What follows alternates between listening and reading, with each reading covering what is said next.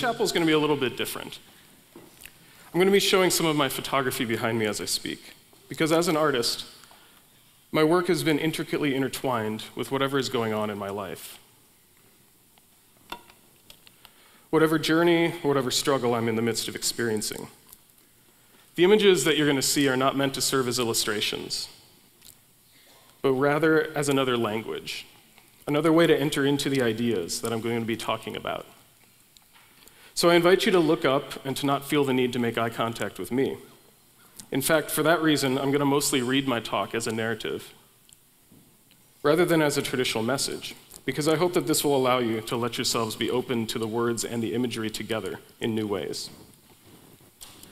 I was asked to speak as part of this chapel series we're having called In This Place, and it's part of the Year of the Arts theme of sacred space. My life has been one of living in the midst of many tensions, often involving sacred space. So many tensions that I've been wrestling with by taking symbolic and literal pilgrimages to sacred spaces and places. It's been a journey that has given me far more questions than answers. But one thing I have to come back to over and over is the need to keep going. We must refuse to get stuck in questions, which are often just fears from the past or worries about the future, and instead seek out a life in the present. This means following Jesus into the in-between places, the spaces between the tensions, which are actually the present moments of day-to-day life. And these are the only spaces we can be truly alive within. So specifically today, I want to talk to you about what I'm going to call the sacred space of the present moment. And I'll be sharing some stories from my own journey about learning to enter into that space of the sacred moment. As a photographer, I'm well acquainted with the present moment. I often call photography the act of capturing the ever-passing present moment. It's one of those beautiful but almost futile acts, because of course we can never really capture the present. Each photograph becomes an image of something that has passed, and yet it is in the act of photographing, the moment of creating something, that I am present, that my vision is activated. In the moment of snapping that shutter, it may just be for 250th of a second, but still I am attuned to what is going on in that present moment. And I don't take lightly all of the things that may actually be going on in any given present moment. As one of my mentors says often, it is only in the present moment that we can truly hear and see God, and the infinite number of ways that He is working in our lives and in the world. And that's truly the core of what I want to talk to you about today. I want to show you how the present moment itself is actually a time of sacred space. It is in fact the only place where we can really hear, know, and serve God, and the only place we can know, hear, and serve each other. Over the last 5 years, I've been learning a lot about living in the present moment with God and with others. This has primarily involved a lot of wrestling with the struggle between loneliness and solitude, to use a phrase from my favorite author, Henry Nouwen. In his book, Reaching Out, he speaks of the movement from loneliness to solitude being a critical journey in learning how to relate to God. But rather than seeking solitude as a destination for ourselves, we're called to use that solitude to nurture a space for others, to learn a second movement from hostility toward others into a sacred space of hospitality for them. I'm currently learning more and more about how being awake in the present moment is not something for my own spiritual well-being, but rather it is to nurture that sacred space of the present moment for others, to have eyes and ears to hear and see where Jesus is present in each moment and interaction in our lives. And you can be guaranteed that will almost always play out in ways you would never predict or probably even choose. And that is definitely the way it has gone for me. So accordingly, today, my story is going to start in an idyllic chapel in a manor house in rural England and end on the dirty bathroom floor of a Mexican restaurant in downtown Long Beach. These two places, one where I was taught solitude and one where I was taught hospitality, one that I chose and one that I didn't, are the two places where Jesus has most profoundly broken into the present moments of my everyday life in very unexpected ways. But first, in order to explore the subject of the present moment, I need to unpack a few things about time and how we relate to it. The truth is, we tend to have a pretty terrible relationship to time. Despite the fact that the present is the only thing, the only place we can truly exist, we spend far too much time dwelling in the past, chained to guilt and shame, or dwelling in the future, chained to anxiety and fear. Therefore, we have this experience of an empty present, a present moment that is not lived into. And what is the result of that? It's a Walking Dead-like state of apathy and boredom. It has been said that Christianity is the celebration of reality in the presence of God. But boredom is the ultimate negation of all that God intends for reality. The Greeks had two words for time, both of which are used in Scripture: Kronos and kairos. We all know Kronos. It's chronology, the world of the clock, time marching onward as a linear history. This is the kind of time that we try to control, but it often ends up controlling us. One of my favorite authors, Madeleine L'Engle, explains that kairos, on the other hand, is this: real time, God's time. That time which breaks through Kronos with a shock of joy. That time we do not recognize while we are experiencing it, but only afterwards. That time when we are far more real than we can ever be when we're constantly checking our watch for chronological time. The saint in contemplation, the artist at work, the child at play are in kairos. In kairos, we become what we are called to be as human beings, co-creators with God, touching on the wonder of creation. But I also want to push back on her quote a little bit, because I also believe that kairos time isn't just about joyful spiritual encounters. Kairos time may be any time that we are fully awake and present to God's activity in the world, and that may also involve times of hardship, pain, and difficulty. We see this in the Psalms as they describe times of both joy and pain, both lament and praise. And so with so many things, it's a both-and situation. Maybe it would also help to relate kairos time to an idea in photography theory by Roland Barthes that's called the punctum. The punctum is that which pricks you in a photograph. It's that element of photo that's unexpected. It may be memorable, moving, or even haunting. The punctum can be beautiful or it can be horrifying. This is again why I find photography to be such a great tool of the present moment, because it has a way of freezing those punctum moments, those kairos moments, those times when something beyond Kronos is being revealed to us. I like to use a phrase by author David Dark, who describes these moments as the infinity forever passing before our eyes. So now let's make this practical. How do we learn to see these moments in our day-to-day lives and enter into them? Well, I don't believe in easy answers, so I'm not going to give you any easy answers.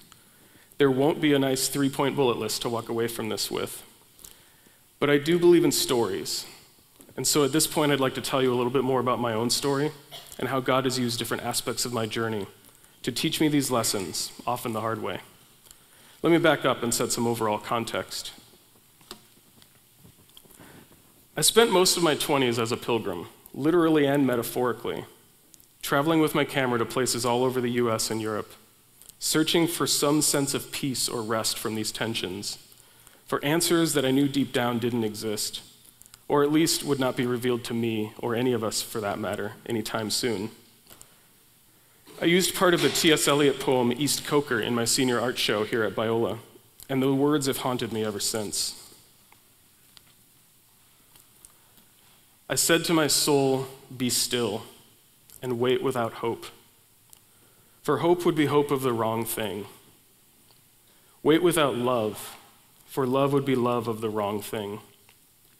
There is yet faith, but the faith and the love and the hope are all in the waiting." Eliot's poem echoes Psalm 130.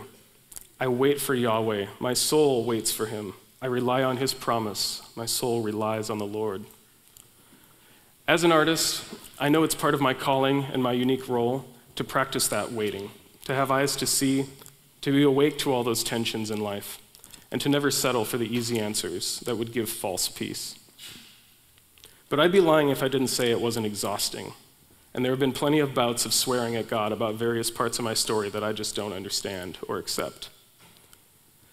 I have found that life is almost entirely made up of both-and situations, despite our desperate desire to control everything into either-or scenarios. In my artwork and in my life, I have found myself caught in between the tensions of sacred and profane, of coming and going, home and away, alone and together, between rest and restlessness, brokenness and shalom, the tension of the past and the future. I could go on and on. To be specific, though, one of the biggest areas of tension for me is the struggle between loneliness and community. I've spent 9 years of the last 11 years living alone, despite feeling deeply called to live in community and share intentional life with others. I've always known that I'm not going to live a traditional American dream lifestyle, to which I say thank God. And yet, it's never been clear to me what type of community life I would live instead. So in the summer before I turned 30, I decided to make a critical pilgrimage to a place that has become a spiritual home for me, a place where God brought many of these questions and struggles to a culmination, the L'Abri Fellowship in Gresham, England. L'Abri is a French word meaning the shelter, and if you haven't heard of the organization before, it's a worldwide network of communities that provide a space of safety and support for anyone who's struggling with the big questions in life. This is accomplished through a rhythm of shared life together that includes mentorship, guided study, discussions, chores, plenty of time for rest and play, and lots of shared meals. I set out there to wrestle with God, to have a good shouting match with him. I wanted to see what was next in my life, to figure out what I'm supposed to be learning about community through all of these various pilgrimages. It took quite a bit of time, but it was there that I found one clear answer. Stop. Just stop. Sit down and be. Be still. I came to realize that the only way forward was for me to shut up and to stop my self-centered demands for answers from God, and to learn for once in my life what it truly means to be still. This is the lesson of learning to live in the present moment. It is there in that moment that we can truly meet God, meet ourselves, and meet others. And as I've been saying, it's the only place, in fact, where we can do that. I know that I needed to stop doing and to start being, to use a phrase of many of my favorite authors. Rabbi Abraham Heschel, in his book The Sabbath, tells us that in the Jewish mindset, the goal of time is not to have, but to be. Time, kairos time, in and of itself is a sacred space for us to be present in. This should shape the way we value time spent in relationships with God and with each other, because that time is a sacred space that we share together. This idea of sacred space as the time spent in relationship was at the core of why I found L'Abri to be such a profound experience. Despite being a beautiful model of kingdom community, L'Abri is not a perfect place. The painful reality of sin and brokenness is felt there as much as anywhere else. However, it is a place where life has a rhythm of kairos, everything in its right place, as the Brits love to say, and as Radiohead says. It is in the simple rhythm of everyday life that I begin to slow down and to learn to be. For me, this played out in a couple of different ways. First, in the shared meals, a daily experience that I couldn't stop photographing. In fact, you've already seen 2 of my favorite still life images from different breakfasts at L'Abri. And this is actually the reason why I linked this talk with John 21:12, my favorite verse in the Bible, where we get one of the most beautifully simple invitations from the mouth of Jesus. Come and eat breakfast. Now, I may be stretching a little bit too much out of this verse, but I love breakfast. Seriously. And I genuinely consider meals to be one of the most sacred times we can share together as human beings. But also, I like to think of this verse as an example of the significance of simple moments, and the significance that Jesus himself invites us to a simple shared moment in time to experience life together in the present. Learning to slow down and learning to be also played out in the daily study and quiet time, where I learned to relate to God in a dramatically different way. I mentioned 2 locations at the start of this talk, And so I'll take us to the first one, the chapel at L'Abri. I would spend 3 hours a day here for a month, sitting in this small brick building in a sunken garden, alone with my thoughts, alone with God, demanding to have some kind of special experience or encounter that I'd never had before. I didn't really know what I was expecting, but what I did get was a little bird, a busy little wren who kept me company every time I was in there. It struck me that there was more presence to this bird than I could ever understand, and typically my first instinct when I see something like that is to photograph it. However, you won't see a photo of that bird, because this was one of those first times where I just could sense the inadequacy of photography to capture this particular present moment. Then finally, one day, I got more than a bird. While journaling some hard questions and angry frustrations, God responded to me verbally. I would read from my journal from that day, but I swear a lot when I'm talking to God, so I won't. But that day, I heard a voice that was not my own internal monologue. And I still don't really know how to talk about it, because I want to protect it as one of those kairos moments that is beyond words. But I'll at least say this much. They weren't profound words of direction or insight. They were just simple words of presence, loving words of compassion and comfort. Now, I want to be clear. I don't think that this happened because I set out for it to happen. Quite the contrary. I spent a lot of those hours in the chapel falling asleep, or distracting myself, or taking pictures. I believe that this encounter with God happened because for once in my life, I finally allowed myself to be still, truly still, and to enter into the present moment and eternal now of kairos. So, I came back from L'Abri, completely changed, and my life was never the same again. Thank you, you are dismissed. No. Of course, it wasn't that easy. It's true, things have not been the same ever since. But it's been far messier and far more human than that. In fact, it's taken 4.5 years to have a bookend moment where I believe God was teaching me the other end of these lessons.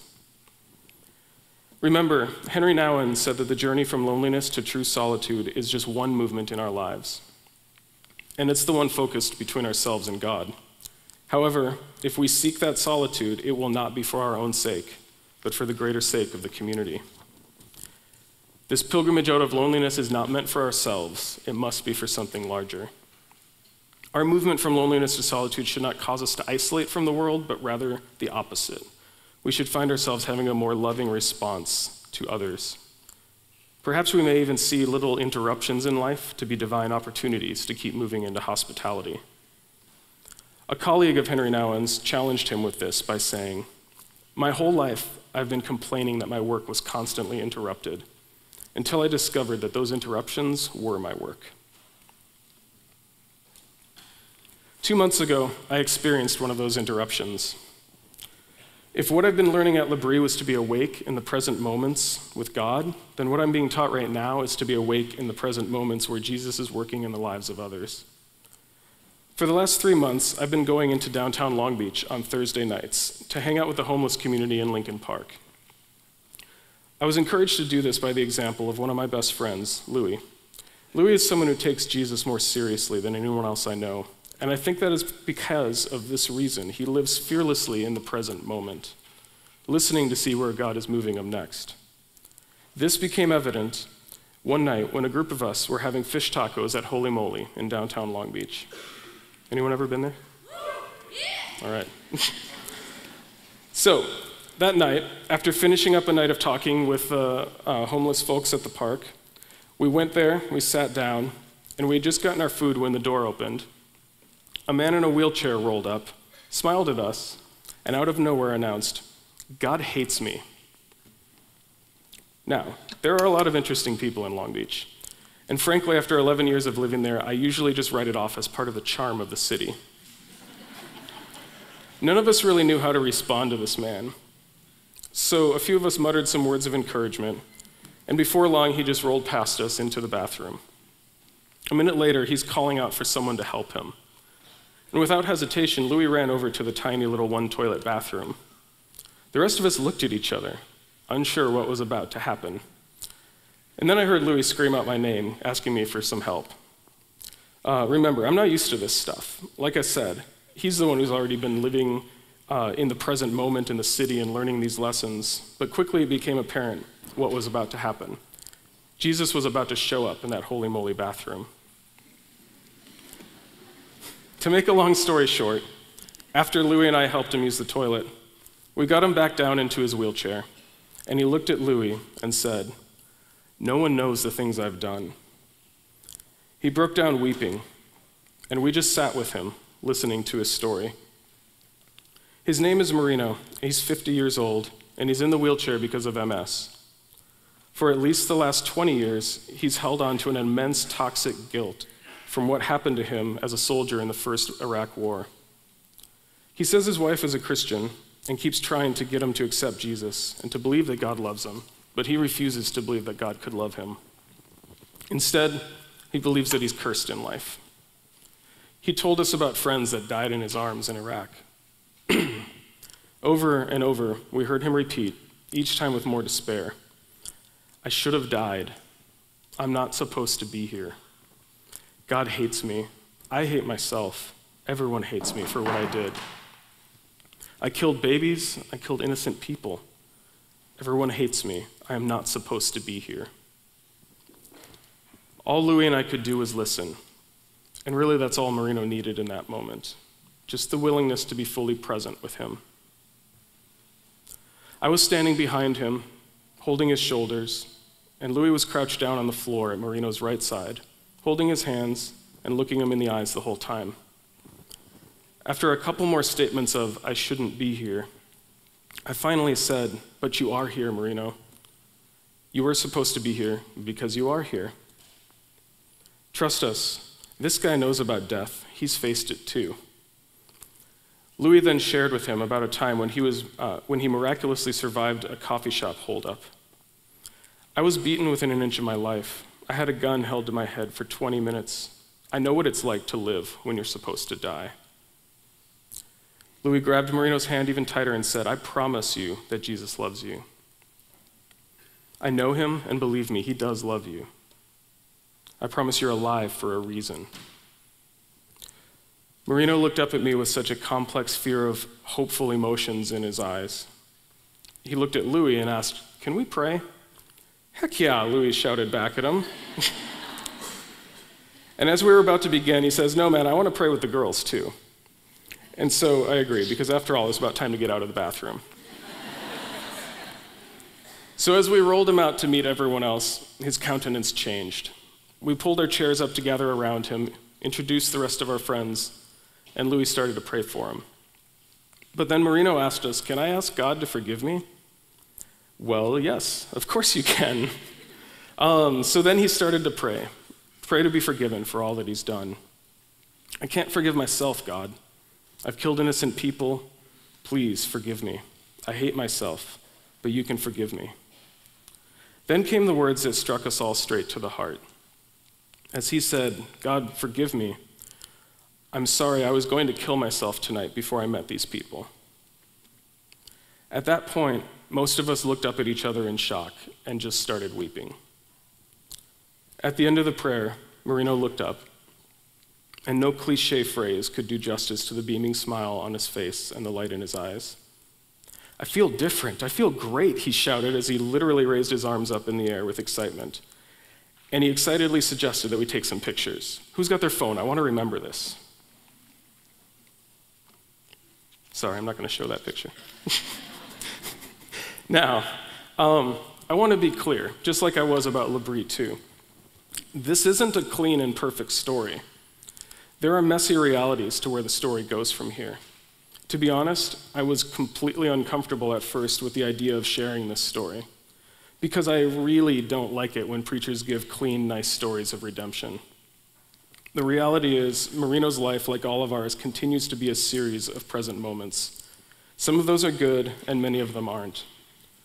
This story might be about a significant and wonderful moment that happened in the recent past, but those of us who met him are trying to figure out how to currently be with him in ongoing present moments, because he's now a person in our community that we love. He's not a story for a sermon or a talk. So that said, my point is this.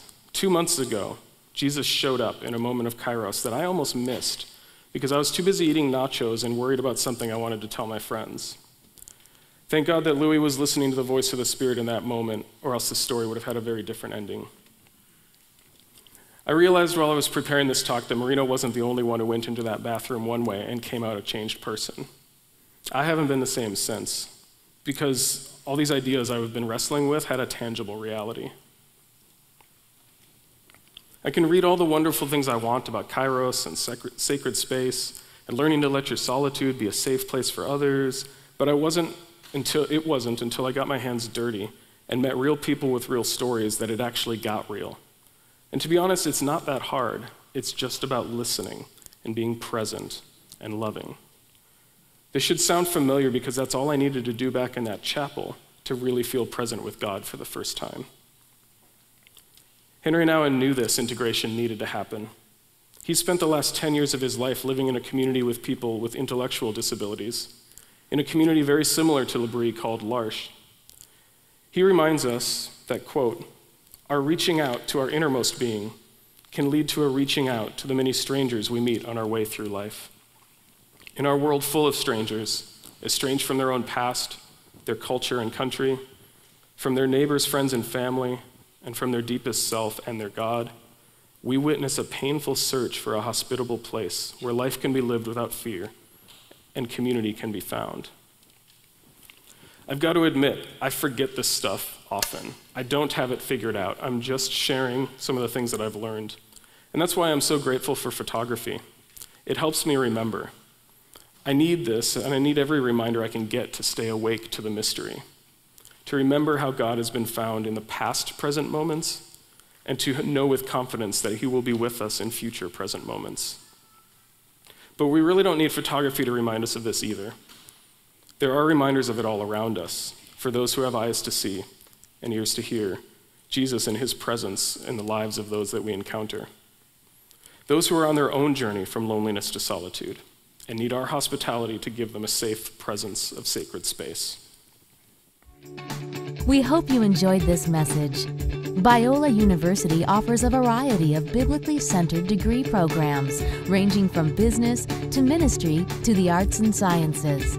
Learn more at biola.edu.